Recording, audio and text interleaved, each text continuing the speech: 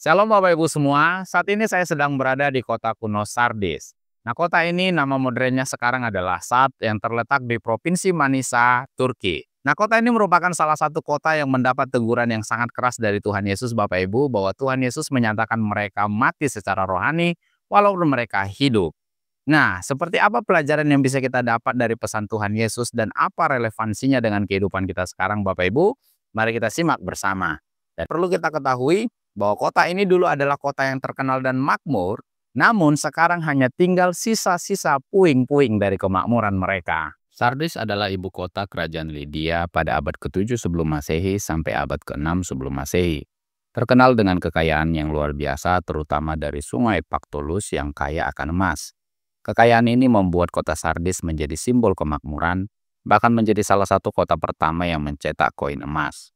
Kota ini memiliki sejarah panjang dan memainkan peranan penting dalam dunia kuno, terutama selama periode Kekaisaran Persia, Yunani, dan Romawi. Pada tahun 546 sebelum Masehi, Sardis ditaklukkan oleh Raja Persia, Kores Agung, yang mengakhiri kekuasaan kerajaan Lydia. Kota ini kemudian menjadi pusat administrasi penting bagi Kekaisaran Persia. Kemudian Sardis dihancurkan pada masa pemberontakan bangsa Ionia 499 sampai 493 sebelum Masehi terhadap Persia. Setelah Persia dikalahkan oleh Alexander Agung pada tahun 334 sebelum Masehi, kota ini berada di bawah pengaruh Helenistik dan diperintah oleh dinasti penerusnya seperti Seleukid dan Atalit. Sardis menjadi bagian dari provinsi Asia dalam Kekaisaran Romawi sejak tahun 133 sebelum Masehi hingga 395 Masehi dan tetap menjadi kota yang kaya dan penting bagi Kekaisaran Romawi. Pada tahun 17 Masehi, kota ini mengalami gempa bumi yang besar, tetapi kemudian dibangun kembali dengan bantuan Kaisar Tiberius.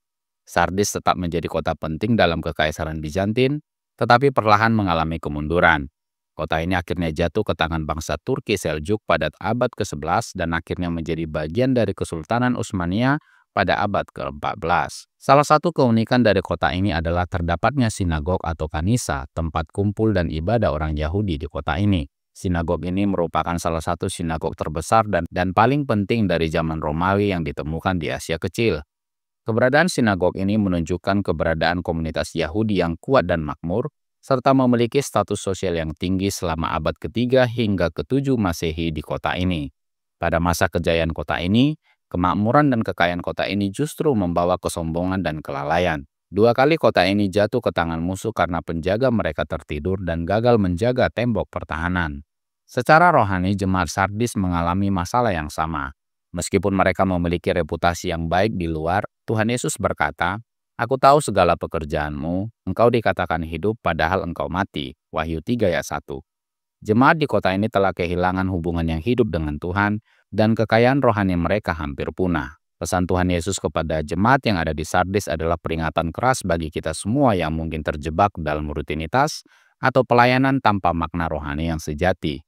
Apakah kita terlihat aktif dalam pelayanan namun sebenarnya jauh dari Tuhan, Bapak Ibu? Tuhan Yesus memperingatkan kita untuk tidak hanya mengandalkan reputasi atau penampilan luar saja.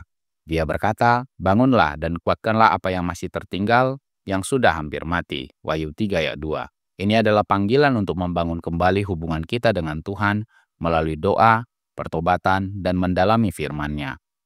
Sardis mengajarkan kita untuk memeriksa kehidupan rohani kita secara mendalam dan memastikan bahwa kita hidup dalam kedekatan dengan Tuhan, bukan hanya sekedar menjalani kehidupan yang tampaknya baik di luar saja.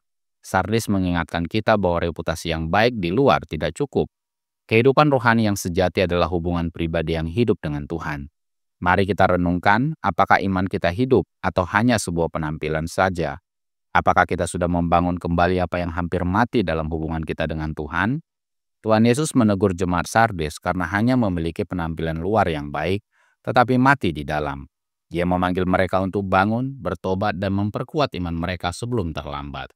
Kehidupan rohani bukan hanya dilihat dari penampilan luar saja Bapak Ibu, tetapi berbicara tentang hubungan kita dengan Tuhan. Saya Les Zulkifli, channel Tidak Biasa, channel edukasi Kristen dan Murtadin, bagi kemuliaan Kristus di Indonesia maupun di bangsa-bangsa, langsung dari kota kuno Sardis, Turki. Tuhan Yesus memberkati.